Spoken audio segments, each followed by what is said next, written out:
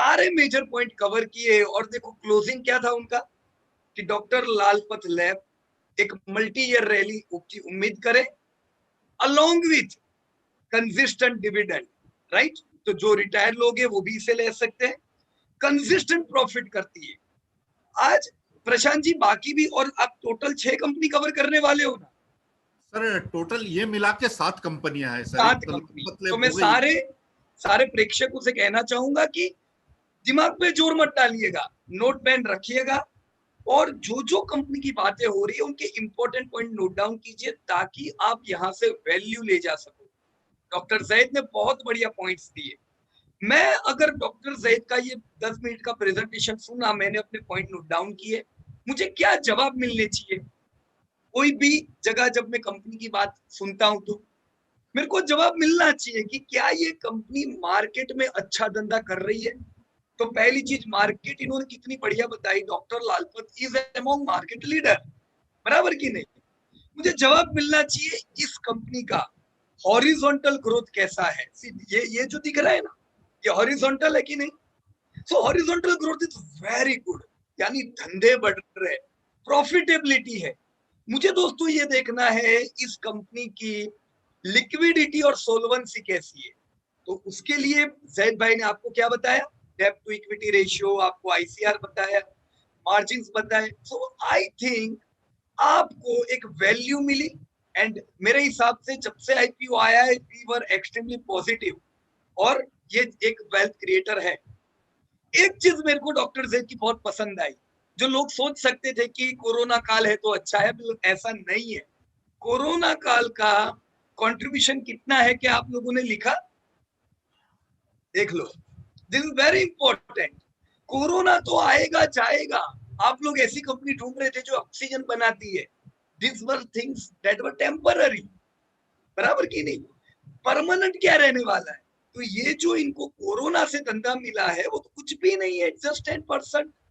तो परमानेंट तो इनको धंधे आने वाले, no need to worry, it's a wealth creator, right. Very good said, आपने बहुत इंपॉर्टेंट पॉइंट कवर किए, धन्यवाद। क्या Prashant ji, now it's to you. Thank you Piyush sir. और डॉक्टर जैद सर को एक बार फिर धन्यवाद देना चाहूंगा। अब मैं हमारे अगले पार्टिसिपेंट जो है मिस्टर संदीप वाघुले, जो पुणे को बिलोंग करते हैं और यूनिवर्सिटी में जॉब करते हैं, और प्रॉफिट फ्रॉम इट से काफी पुराने एसोसिएशन है इनका, करीबन 2017 से करीबन ये एसोसिएटेड है प्रॉफिट फ्रॉम इट की टीम से। तो उन्होंने आज एक बेहतरीन प्रेजेंटेशन, जिसकी झलक आप देखेंगे उनके प्रेजेंटेशन के अंदर, इसको एक तरीके से हम हमारे सुपर संदीप वाघुले जी हैं, उनको मैं आमंत्रित करता हूं अपने प्रेजेंटेशन के लिए। So welcome mister super Sandeep Waghule from Pune. Good morning everyone and thanks to profit team. आज हम जिस कंपनी पे बात कर रहे हैं यानी इंडस्ट्री पे बात करने वाले हैं, वो कंपनी है मतलब स्टेट बैंक ऑफ इंडिया यानी एसबीआई, जो कि बैंक इंडस्ट्री से रिलेटेड है। उसमें लगभग 34 कंपनीज लिस्टेड है, जिसमें देखा जाए तो हम आज प्राइवेट सेक्टर का 75% है और पब्लिक सेक्टर का यानी गवर्नमेंट बैंक्स का 22% है। तो इस हिसाब से देखा जाए तो मतलब अभी आपको एक सवाल आया होगा कि ये कैसे हुआ है कि प्राइवेट बैंक तो अभी अभी कुछ 20-25 साल पहले ही मतलब इंट्रोड्यूस हुए, लेकिन ये जो गवर्नमेंट बैंक है वो तो काफी पुराने बैंक है, तो फिर भी इनका मार्केट कैप क्यों कम है? तो चलो हम इसके बारे में भी अभी स्प्लिट मार्केट कैप में देखते हैं। जैसे कि हम देख रहे हैं कि अभी टोटल इंडस्ट्री का मार्केट कैप जो है लगभग 28 लाख करोड़ का है, लेकिन अगर इंडिविजुअल मार्केट कैप देखा जाए तो सबसे ज्यादा एचडीएफसी बैंक का है, जो कि 29% लेके सबसे आगे चल रही है। और ये तो प्राइवेट बैंक सेक्टर की बैंक है, लेकिन अगर गवर्नमेंट सेक्टर बैंक में देखा जाए तो स्टेट बैंक ऑफ इंडिया जो कि 12% लेके बैठी है। तो इससे हम सोच सकते हैं कि ये क्यों हुआ है। तो चलो आगे हम देखते हैं कि ये कैसे हुआ है, क्यों हुआ है। तो अगर हम गवर्नमेंट बैंक सेल्स के बारे में बात करते हैं तो जो इंडस्ट्री का सेल है टोटल 11 लाख करोड़ के आसपास है, लेकिन अगर गवर्नमेंट बैंक का सेल्स देखा जाए तो लगभग 6,50,000 करोड़ का है, यानी कि लगभग 60% बिजनेस गवर्नमेंट बैंक की तरफ से आता है और प्राइवेट बैंक सिर्फ 40% बिजनेस कर रही है। लेकिन क्या इस बिजनेस का उसके प्रॉफिट में कन्वर्जन करने का रेट क्या है?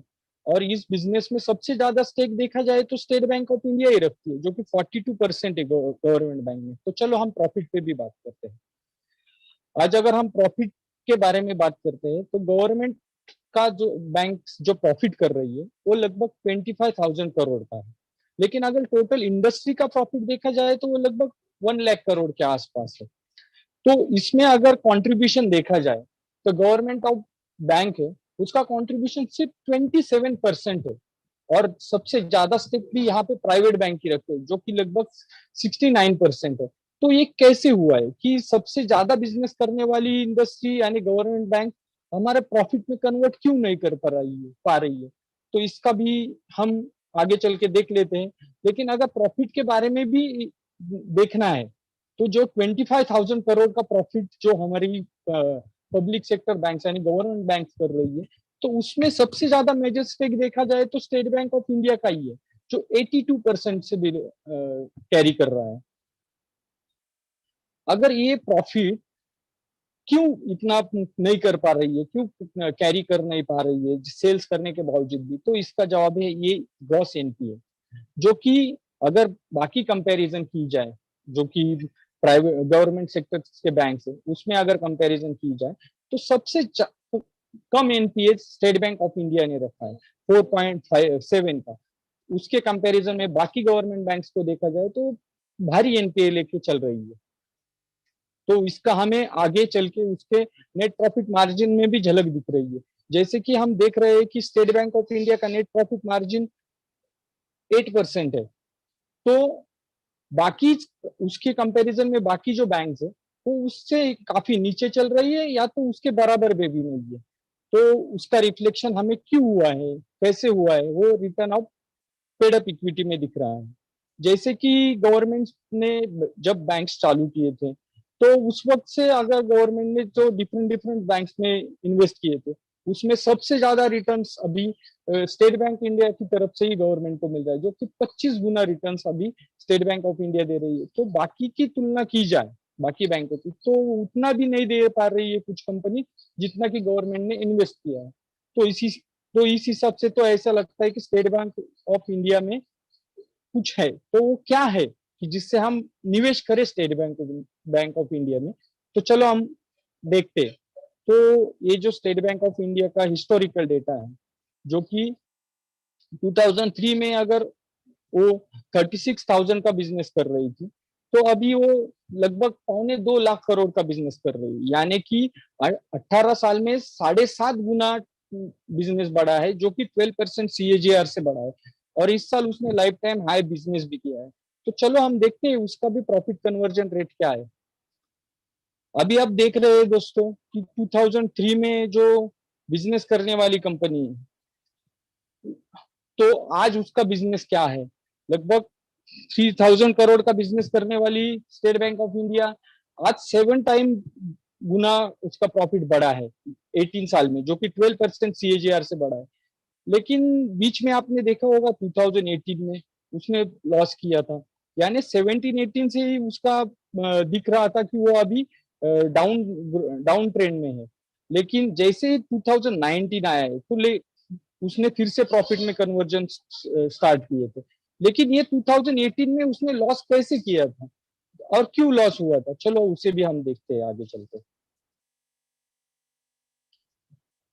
तो उसका जवाब है ये जो एनपीए है, जो कि उसके लाइफ टाइम हाई 2018 में उसके लाइफ टाइम हाई पे थे, जो कि अभी ये धीरे धीरे कम होते होते वो कम हो रहे हैं अभी। तो उसका अभी उसके कौन से पार्ट में उसमें असर पड़ा है तो उसके बारे में भी हम चर्चा करते हैं। जैसे कि हमने देखा कि reserve bank of India state Bank of India का जो रेवेन्यू है वो जिस तरह से बढ़ा है, लेकिन प्रॉफिट में जो कम ज्यादा हुआ था उसके हिसाब से उसका CAGR 16% के CAGR से 15 गुना हुआ है पिछले 18 साल में। लेकिन ये कैसे हुआ है? कि स्टेट बैंक ऑफ इंडिया में इतने चेंज कैसे हुए, कि जैसे कि 2018 में 17-18 में लॉस करने के बाद वो कैसे इतने रिकवर कर पाई है। तो उसका जवाब है आगे चल के उसकी जो सब्सिडरीज है उसके साथ से उसके उसके सब्सिडरी से मिलता है, जैसे कि एसबीआई लाइफ, एसबीआई कार्ड और Yes Bank, SBI AMC, SBI General Insurance, जो कि अभी लिस्टेड नहीं है एसबीआई एएमसी और एसबीआई जनरल इंश्योरेंस, लेकिन एसबीआई लाइफ का लगभग 73% stake State Bank of India के पास है। एसबीआई कार्ड का 54% stake State Bank of India के पास है और यस बैंक का 30% stake State Bank of India के पास है। यानी इनके परफॉर्मेंस से भी स्टेट बैंक को कुछ फायदा हुआ है। तो आगे चल के हम सोच सकते हैं इसमें इन्वेस्ट करने के बारे में, तो उसका शेयर होल्डिंग पैटर्न भी आज हम जान लेते हैं। तो सबसे ज्यादा इसका शेयर होल्डिंग प्रमोटर्स के पास है, यानी कि गवर्नमेंट के पास है लगभग 58% का, और जो बाकी 42% में जो बचे हैं जो कि रिटेल इन्वेस्टर, उसमें सबसे ज्यादा म्यूचुअल फंड है, यानी इन एफआईआईज है, इंश्योरेंस कंपनीज है, यानी इनको उम्मीद है कि इस बैंक में कुछ तो है। तो उसका हम करंट ट्रेंड से भी जान लेते हैं, जैसे कि हम देख सकते हैं कंपनी ने पिछले फर्स्ट क्वार्टर में 7% के रिटर्न से बिजनेस किया था और प्रॉफिट लगभग 64% से, लेकिन सेकेंड क्वार्टर में भी उसने कंटिन्यू करते करते 5% के हिसाब से बिजनेस किया और प्रॉफिट भी 56% से की, 58% से की। लेकिन जैसे ही थर्ड क्वार्टर में हम एंटर करते हैं तो हमें देखने को मिलता है कि कुछ तो हुआ है, लेकिन जो कुछ हुआ है वो सब कोरोना के कारण, सब ये बिजनेस डाउन हो रहे थे लॉकडाउन की वजह से सब, तो इसकी वजह से हमने तो उम्मीद लगा ली थी कि अभी इस बार ये स्टेट बैंक ऑफ इंडिया अपना जो कंटिन्यू बिजनेस है, जो एक्सपेक्टेशन हमने रखे थे 4%, वो भी कर पाएगा या नहीं। लेकिन ईयर एंड होते होते उसने हमारा अपना बिजनेस 3% से ग्रो करते करते 13% के प्रॉफिट के साथ लाइफ टाइम हाई लगा दिया। तो उसके बारे में भी हम बात करते हैं, जो कि क्या फ्यूचर एक्सपेक्टेशन रख सकते हैं। जैसे कि हमने देखा कि अभी शॉर्ट टर्म ग्रोथ में उसका रेवेन्यू हम 4% से उम्मीद कर रहे हैं और 10% से प्रॉफिट की उम्मीद कर रहे हैं, लेकिन ये कोई छोटी मोटी बैंक नहीं है जिससे हम वेल्थ क्रिएट कर सकते हैं। इसके लिए हम अगर लॉन्ग टर्म का व्यू रखेंगे और उसका 12% के CAGR से भी उसका कैलकुलेशन रखेंगे, तो आज लाइफ टाइम हाई बिजनेस करने वाली, यानी लगभग 2.25 लाख करोड़ का बिजनेस करने वाली कंपनी 2030 में लगभग 7 लाख करोड़ का बिजनेस करेगी। साथ ही में उसका जो लाइफ टाइम हाई प्रॉफिट लगाया उसने 22,000 का, वो भी बढ़ के 2013 तक 6 लाख करोड़ के आसपास हो सकता है। तो हम ये तो उम्मीद कर सकते हैं ये बहुत बड़ी वेल्थ क्रिएट कर सकती है। लेकिन अगर इसने अभी लाइफ टाइम हाई का प्रॉफिट लगाया है, रेवेन्यू लगाया है, तो इसका तो मतलब ये तो बहुत आगे निकल चुकी है। तो इसका बाइंग जोन क्या है, तो हम देख सकते हैं अभी 340, यानी जहां से कंपनी लिफ्ट हुई है, यानी बैंक ऊपर गई है, तो वहां हम देख सकते हैं करेक्शन मोड में जब भी आएगी तो हम 340 से उसको ग्रैब कर सकते हैं और वेल्थ क्रिएट के लिए छोड़ सकते हैं। जैसे ही वेल्थ क्रिएट के लिए छोड़ सकते हैं, और हमारा टारगेट भी कुछ 2-3 साल से पेंडिंग है कि 1100 हमारा पहले से ही टारगेट सेट हुआ है, क्योंकि ये कंपनी ही वेल्थ क्रिएटर है। तो कुछ साल बाद हम देख सकते हैं कि ये टारगेट भी आ सकता है। तो हम देख सकते हैं कि हम 2% तो पोर्टफोलियो में इसका रख ही सकते हैं। Over to Prashant sir. Thank you mister Sandeep Wagule sir, आपने एक बेहतरीन प्रेजेंटेशन दिया, पर्टिकुलरली बैंकिंग इंडस्ट्री और जो लीडर बैंक है SBI, जो PSU बैंक की लीडर बैंक है, उसके बारे में हमारे दर्शकों को बताया। उसके बारे में आपको बहुत बहुत धन्यवाद। Over to you Piyush sir.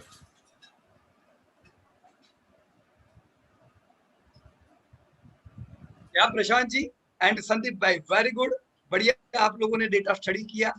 मेरे को संदीप भाई याद है कि जब हम लोग बरसों पहले जब प्राइवेट बैंक को प्रेजेंट करते थे कि you should invest in HDFC bank, तब लोग कहते थे, तब गवर्नमेंट फेवरेट थी।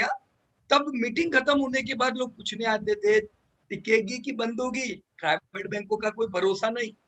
और देखो पूरा रुख चेंज हो गया। मुझे ध्यान है जब अभी हम लास्ट आपके पुणे में भी आए थे, हैदराबाद गए थे, जब हम लोगों ने बताया था कि एसबीआई जो आज लॉस कर रही है, ये 30,000 करोड़ के प्रॉफिट को पार करेगी, वही सिनेरियो मीटिंग खत्म होने के बाद लोग आगे पूछते थे ये गवर्नमेंट बैंक टिकेगी कि नहीं। लोगों का पूरा रुख बदल गया और यही चीज आप लोगों ने याद देखी। लेकिन हम लोग क्या करते हैं, हम वो रुख के साथ बह जाते हैं।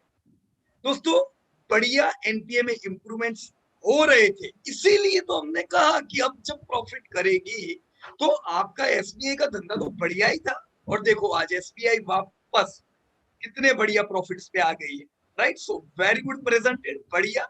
जरूर मैं उम्मीद रखूंगा आने वाले टाइम में कि आपकी प्राइवेट बैंक भी बड़ी बनेगी। इंडिया में बैंकिंग बिल्कुल छोटा है, अभी भी कुछ भी नहीं है, अभी तो हमें बहुत दूर जाना है।